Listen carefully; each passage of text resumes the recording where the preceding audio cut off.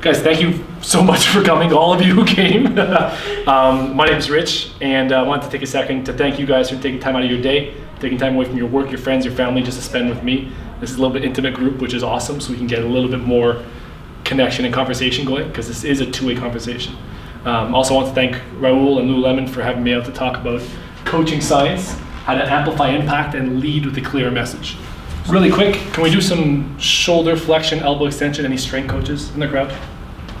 Strength coach trainers? Everyone's a trainer? Yeah. Awesome.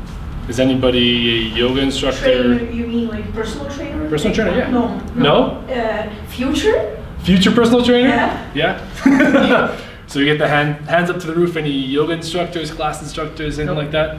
Nothing? We're all trainers? Awesome. So did you guys realize I said shoulder flexion, elbow extension? You guys understand that terminology? Mm-hmm. Versus just like hand up to the roof. You see a little difference there? One's easier to understand, one's more like technical, give me a second to process. Right, so that's kind of stuff we're gonna talk about today. Just try to make things very easy to understand and quick to see. So the second I put my hand up, you're like, oh, okay, yeah, put your hand up. I said shoulder flexion, he's like, well, what is that? You know? So we're gonna try and simplify all that stuff today and make sure that the first thing you hear and the first thing that you do, especially when you're training clients, is the first thing they remember. So quick background on me.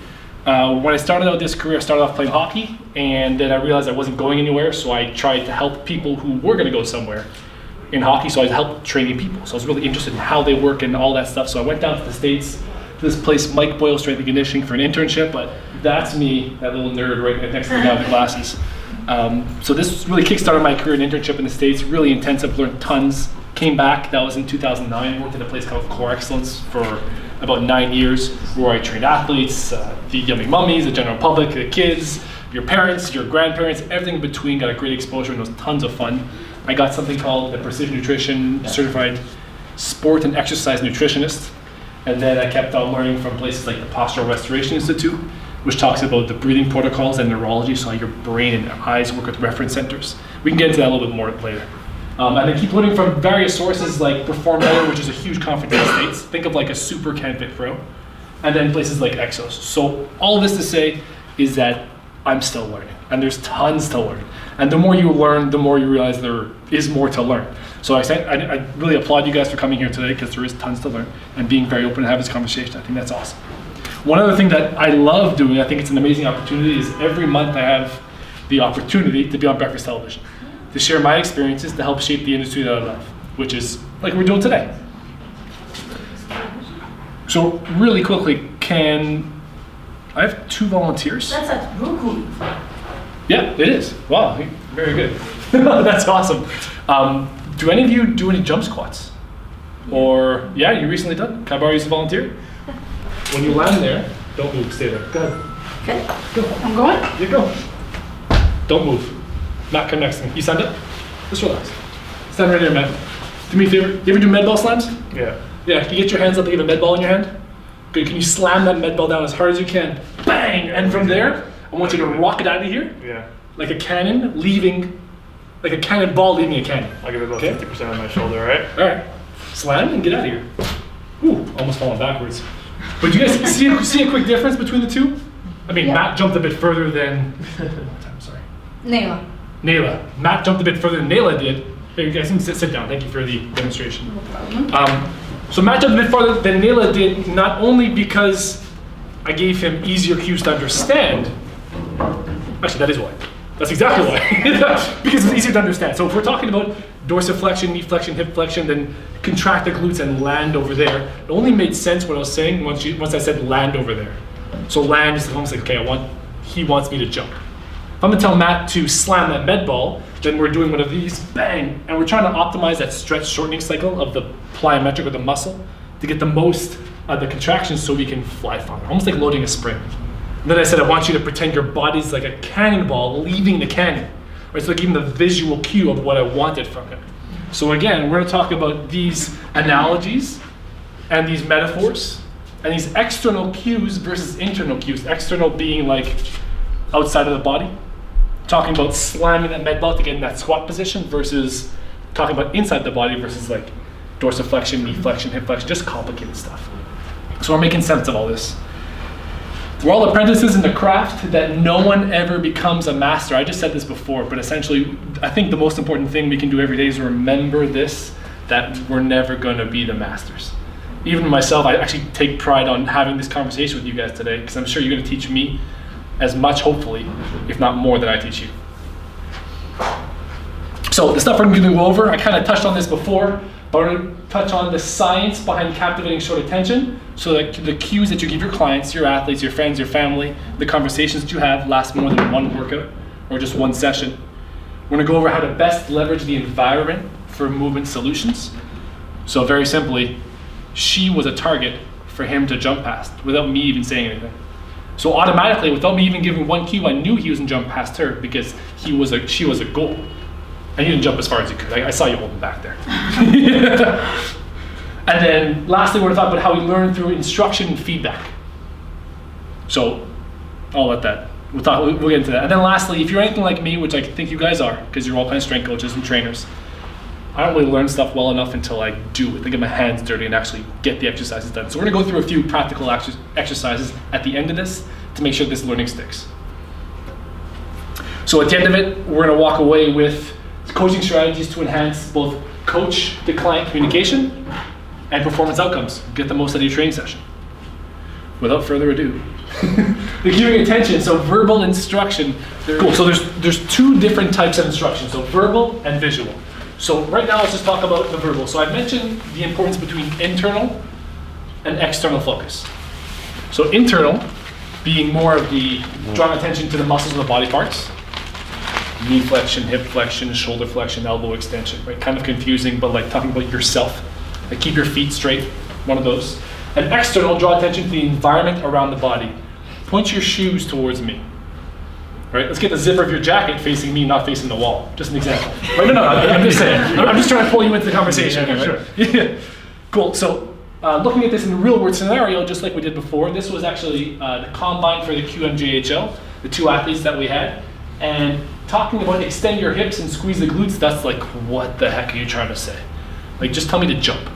So these guys actually hit the top record in both of the vertical jump and the 20-yard sprint because I told him this guy loved Hulk. Have you guys ever seen the Hulk movie? Mm-hmm. Yeah, so you know before he jumps, he does one of these, like the ground explodes underneath him. And I was like, do that. Explode that ground before you jump up and touch that little tick on the Vertec machine. Explode the ground underneath you. And he did. And he crushed it by 2 inches, which for vertical jump is like huge. He crushed it. This guy, same thing. I said, run as fast as you can. Imagine your little sister's crying and your mom's coming after you. Run away from your mom. And he killed it. So these external cues really help them improve their performance outcomes. So looking at the other side of instructional model of visual. So there's two different types of the visual model, both an expert and a novice. So you can see the novice has a lot more of a movement task taking up the attention capacity.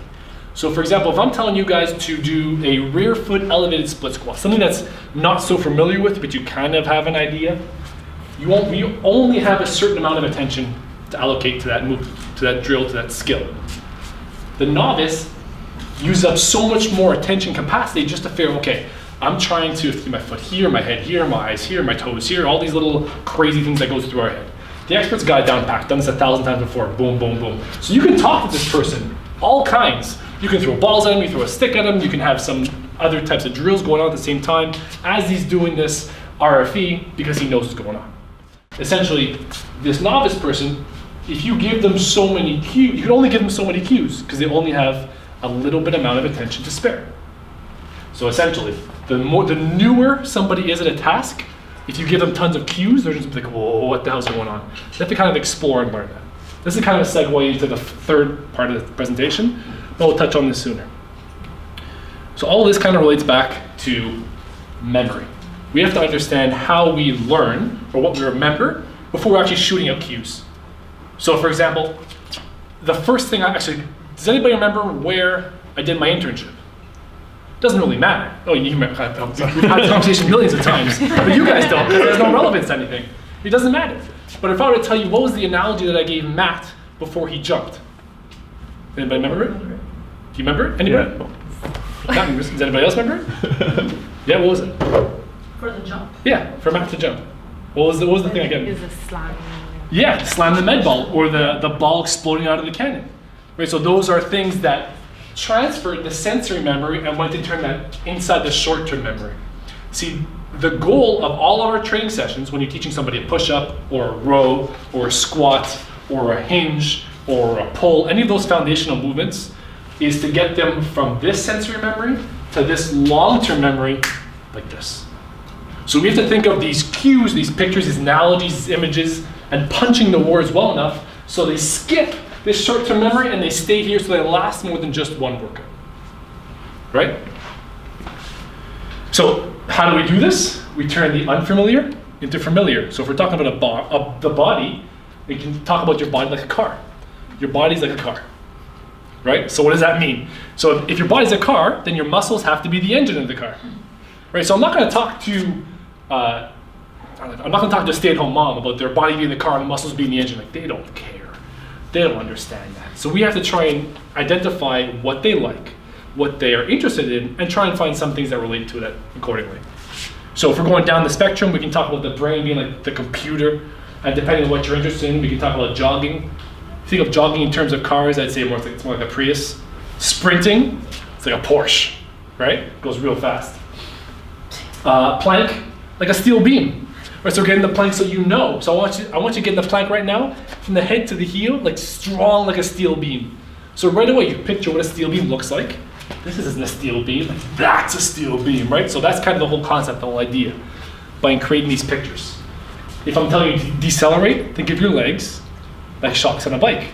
So shocks on a bike, they slow you down instead of no bend, right? And then we're talking about acceleration or a broad jump, the cannonball analogy.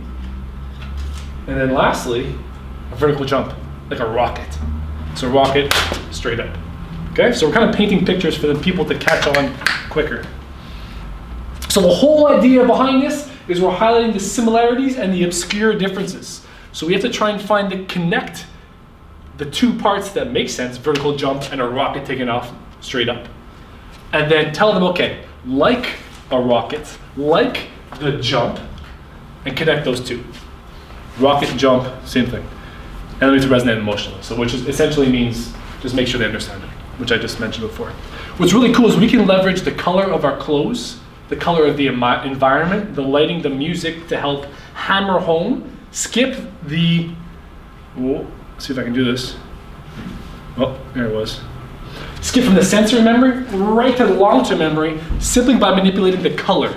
So there is 2 universities in the States, there we go, that painted their visitors' locker room pink, which is kind of weird, but it's actually a specific kind of pink. So Ohio and Iowa, they both did this, and what they found is at home, where they painted the visitor locker rooms pink, at home, they had a winning percentage above like 85%, which is unheard of.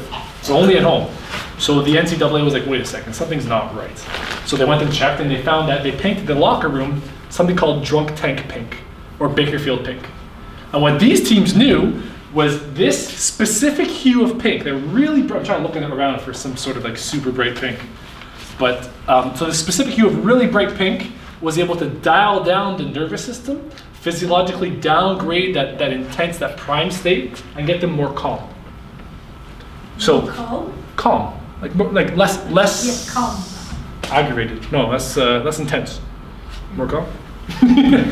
Right? So we can kind of use different colors. So colors mean certain things. So in the study, this is all from studies, by the way. So this is one done in the US. If you want to be more sincere with a person, you should wear white. So you come across as a very sincere person.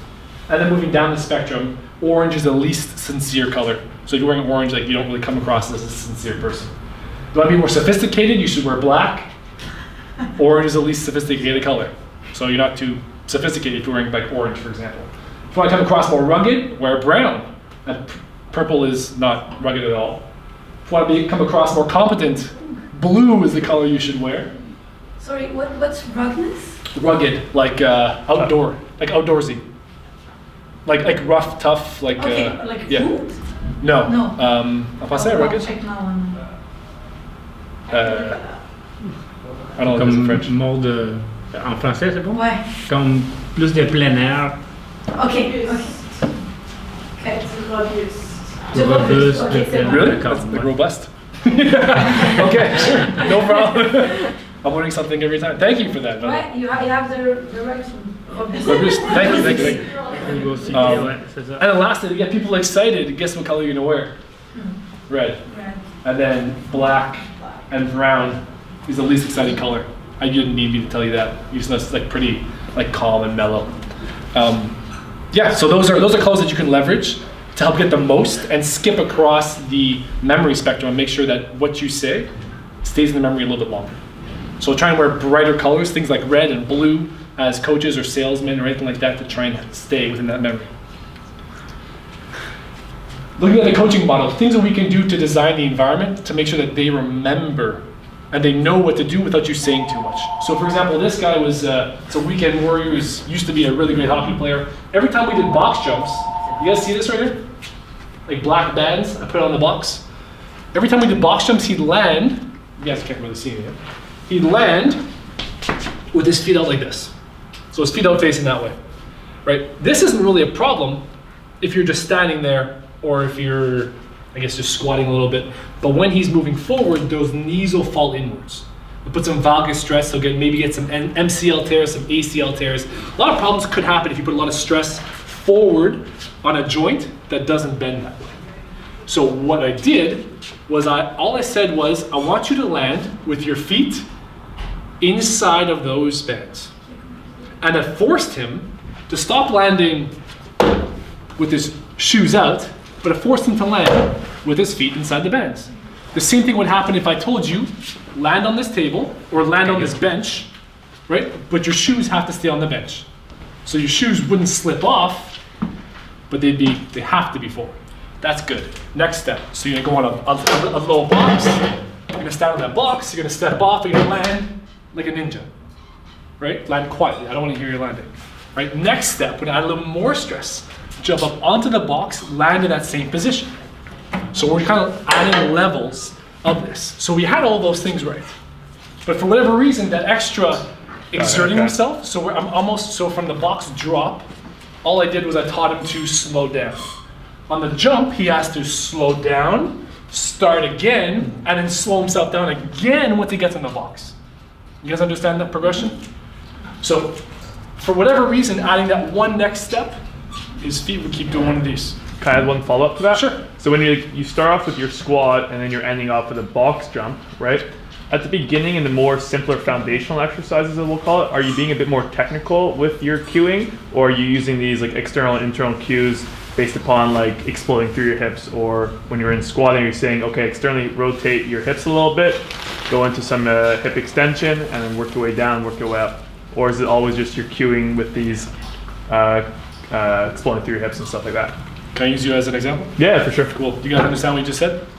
Yep. You understand what you just said? Just to give you a little context, when I'm coaching some of my clients, I'll be a bit more aggressive on the terminology. So I build a foundation of that understanding, but I'm also taking away how you can also use this as supplemental terminology to make sure they're getting their record on their vert jump, or just making sure you're taking care of one of their issues that they just can't seem to resolve. For sure. Yeah. So what I was getting at was I thought you said to stand up. Oh no! That was probably no. So what I was getting last confusion there is awesome. We were talking about external rotation of the hips and that valgus knee and the pronation of the foot. There's a lot of internal terminology. We're trying to make it as simple as possible for the client. All right. When you land, those shoes face due north. Shoes face the wall. Can you stay tall as you squat? Done. No one knows what a squat is. So I'm trying to make it as simple as possible. And then yes, if they do express an interest for a little bit more understanding, then I'll tell them about it. A lot of the times if their knee falls in, I'll be like, all right, let's make sure those knees are out, right? If they squat, their knees are falling, I may even put a band around their knees. If you put a band around your knees, then it automatically forces you to push out against that band, because you know if not, they're gonna touch each other. And you can't really squat with your knees together, right? So I'll have them jump with a band around your knees so they get direct feedback when their knees touch, right? So those are things that I'll like give them to get the result that I want without saying too much. Because like we talked about the attention model, Yeah.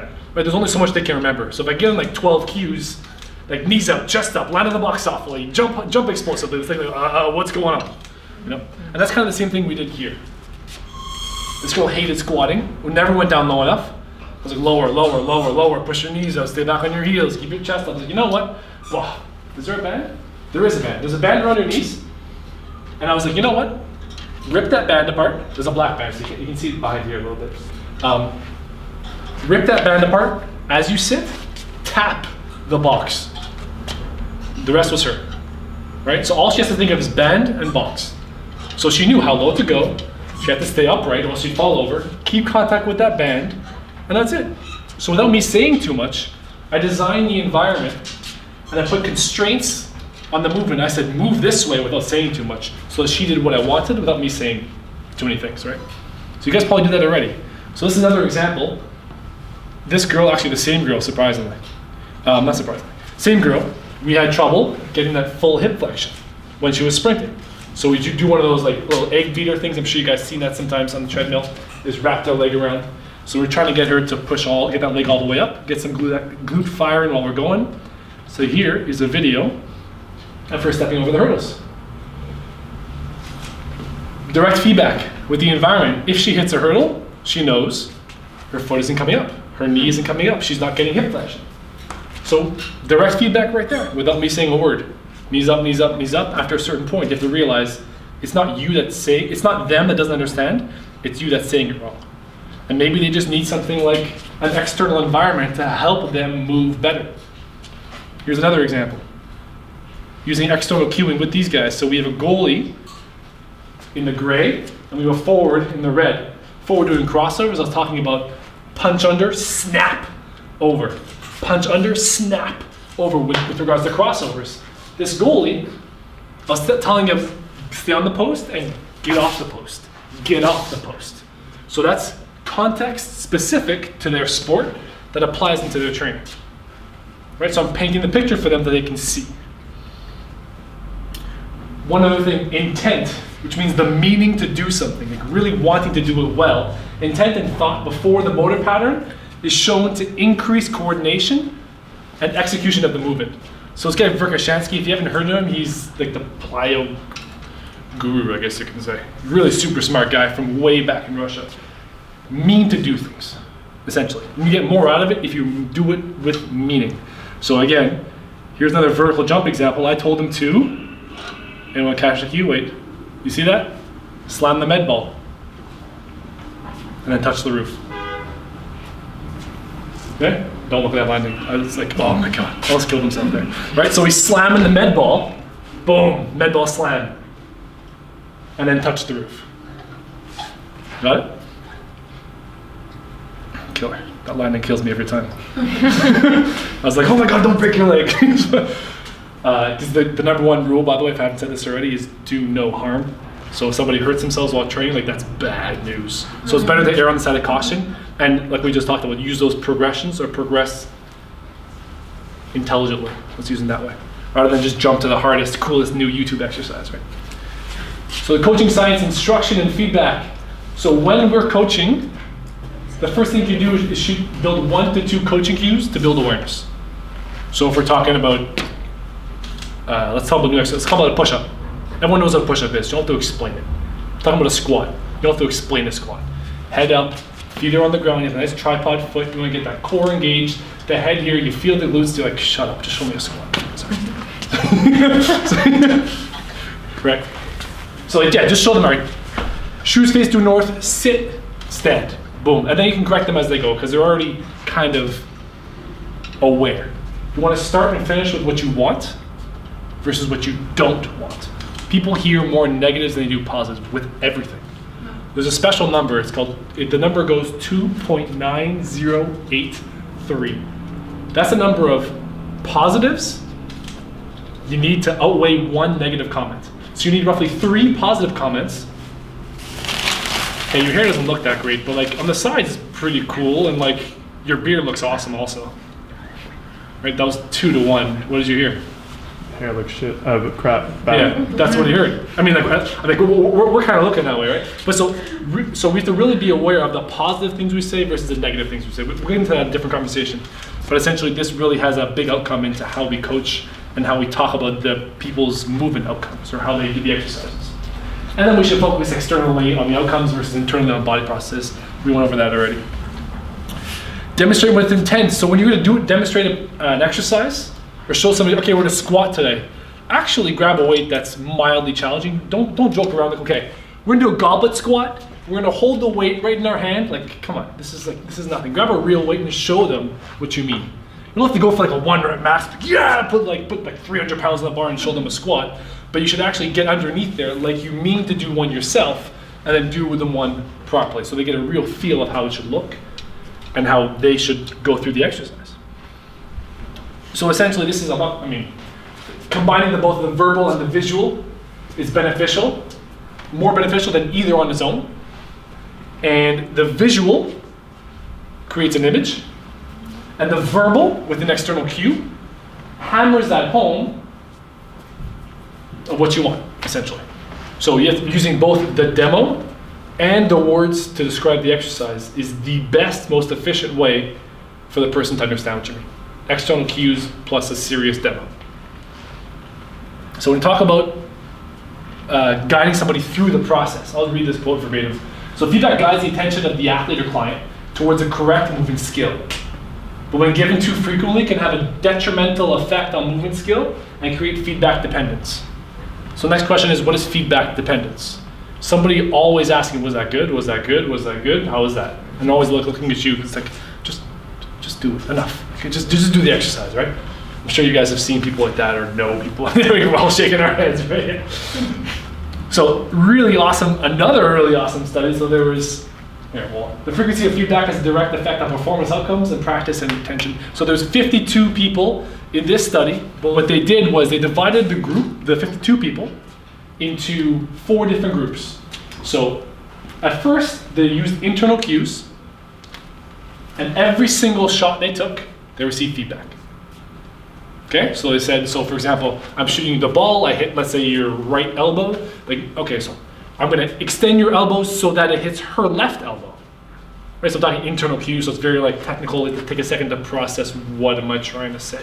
And then the next group they use, same kind of thing, every single rep they cued, but external, right? The ball hits your shirt, put a hole in your shirt, right? So it's a little bit more externally processed, oriented. And then internal cues, 33% of the exercises. And then external, 33%. So what they found was the external focus was better than the internal focus. They found the internal focus, 33% feedback. So when they cued every third rep, it was better than when they cued every single rep. Less talking was better. So they had to explore some feedback on their own. For the external focus group, 33% and 100%. That's pretty interesting. 33% and 100% were equally effective. So whether they cued every third rep or every single rep, it improved the shot, improved the accuracy of the shot. So, like I just said, the best, most efficient solution is cue every third rep. That's the most effective with external cues. And the less internal cues you can give, the better. Right? So you might as well not say anything. Let them explore it themselves. Let them figure it out. Right? Because I'm sure just like you've tried drawing or tried surfing or anything that's like mildly outside of your scope of practice, you just got to do it. And the more you do it, the more you learn. It's exactly like that. Right? So we're talking about feedback dependence. First of all, we should all have some sort of safe bandwidth of movement. If you see somebody squatting, you look like a melting candle, like one of these, and they're falling down, you can see their back is really arched, and they're up on their toes and they're about to fall over. Like, you know, like, all right, stop. Like, let's cut this out here. Let's refocus on how to do this right, and then try the exercise again. So we have that safe mental bandwidth. So that should be established first and foremost. With a lot of the clients, especially later on as they become more advanced, once they're done, you could just tell them, all right, this is how the set went. Give them a summary of the set. We can try another technique called fading feedback, which is essentially you give them less and less feedback as the workout goes on, as the phase goes on, or as the set goes on. So either cue every third rep or don't even cue at all. And then you can just tell them also, which is the point where I've progressed with most of my clients right now, try to get them here as quick as possible. Selective feedback. You let me know when you want feedback, or else I'm not going to give it to you. So when they turn around, they look at me, they do one of these, like after I set a today, actually, perfect example. Set of squats, the guy stands up, he goes, this. So, I'm like, so what? He goes, so? I'm like, so what, man? He goes, so how was it? I'm like, you tell me. So I throw the ball back in his court. What does he think? So I'm making him think internally, be a little more body aware. What did he feel? How do you think the entire set went? And how did the individual reps go? So that's put the onus on him. Give some autonomy to be like, you're in charge of your goals. It's not me. I'm just guiding you, right? And then there's the error correction part, which we just talked about. So coaching dependence, this is very dangerous. Because if you keep cueing them a lot, every third rep, or every rep, you give them internal, external cues, whatever, you go back and forth, they'll always, at some point, there will be a bunch of people who turn around and always need feedback. How is it? What do you think? What do you think? How is it? And just like, I don't know about you, but I get really annoyed at that. Like, you tell me. It's not my job. I want to empower you guys to be able to learn what it feels like to do it right. So stop asking me. Some people are just like that. But also, I have to take the onus on myself. Maybe it was my fault for giving them too much feedback at the beginning. So they're now dependent on me to know how it feels. So you have to be really aware of how much we're giving and how they react to our feedback. And they become a practice player. So you guys heard that analogy? Practice player? Essentially, they play really good in practice. Sorry, they're amazing in practice, but come game time, they're not so great. All right, so putting this all together, we just talked about, we're gonna build our own cues. And we just talked about this perfect coaching number, 2.9013, which is that positive to negative ratio. So when using the cues that we're gonna do in a second, remember that, the amount of good reinforcing cues versus the, nope, don't do that. In summary, when cueing clients, praise the effort and not the outcome. You worked really hard today, that was awesome, versus the outcome of the session. Hard workout, you sweat so much, like that's not really the result of a workout, right? You worked very hard today, you put a lot of effort, that's the goal. Reinforce instruction with externally focused cues. So we're talking about outside of the body, jump out of your shoes, explode the floor, cannonball exploding. Encourage further introspection by giving a modification to the initial instruction. So we're talking about make them think about what they did. Like, well, how was it? Like, well, you tell me. What'd you think of the set? So we're gonna go over something real quick. Everybody have, you know what? Can we do groups of 2? Let's do groups of 2. We're gonna do this right now. So we're gonna break off. What we're gonna do, guys, is we're gonna pick an exercise. We're gonna pick 3 or 4 common errors to that exercise. We're gonna pick 3 external cues for each of those exercises. 3 analogies that can help correct the error. And then we're gonna find some different learning drills. So we'll give you an example of something that I just did. So the box jump could be the exercise. The errors that usually happen in the box jump, like we just talked about. So those knees, I'm trying to go in a place you guys can see me. So those knees usually collapse. So the first thing to do would be to put the band around the knees, right? So we're talking about an analogy. Once you associated band around the knees, I can say rip that band, or I can say spread the floor apart. That's an external cue. The analogy would be like, I want you to act as if when you land on the box, that you're ripping that band apart, like you're ripping the box apart, right? So they understand what's going on there, and the context of learning drill is just a box drop or a box jump, something that can build up to it. So this is a regression, an analogy, external cue, and a mistake. So we can pair off in groups of 2, and we can work on this for 5 minutes, and then we'll come up and we'll present. Is that good? Do we need paper? Or you have you guys have phones. I had paper. No, phones is I had paper. I didn't make it. Let's do that. So let's take 5 minutes. Let's do that right now. Regroup. Let's do this. The Cobra. You guys know what a Cobra is? They kind of like, so they do this with the bar, and all of a sudden this is stronger. This, I've seen, has direct correlation to this. If they're here, if they're extended here, they're going to be extended here. If they're flexed here, they'll probably have a little more stable trunk here. Right, so you can kind of look at that too. Yeah, but that's awesome. Yeah. So just think of ways to look at the end result and try and strengthen the end result. So doing things like planks with their knees bent and stuff like that, just to simulate that position. Get her feet up on a wall in like a squat, lying on her back, and then do some abs there. That'll definitely help that for sure. Thank you guys. Thanks for listening to Grants. I appreciate your time. Cool. That was all the questions. Nothing else? Was that clear? Do you have anything else I should clarify? I feel like I was not clear on a few things. No? good. Awesome. Guys, thank you for coming. I appreciate that. Thank you. Thank you, Raul, and everyone here. And the thousands of people in the back. Thank you, guys. Yeah, but everything is filmed, so the millions of viewers are. Yeah, millions at home. Exactly.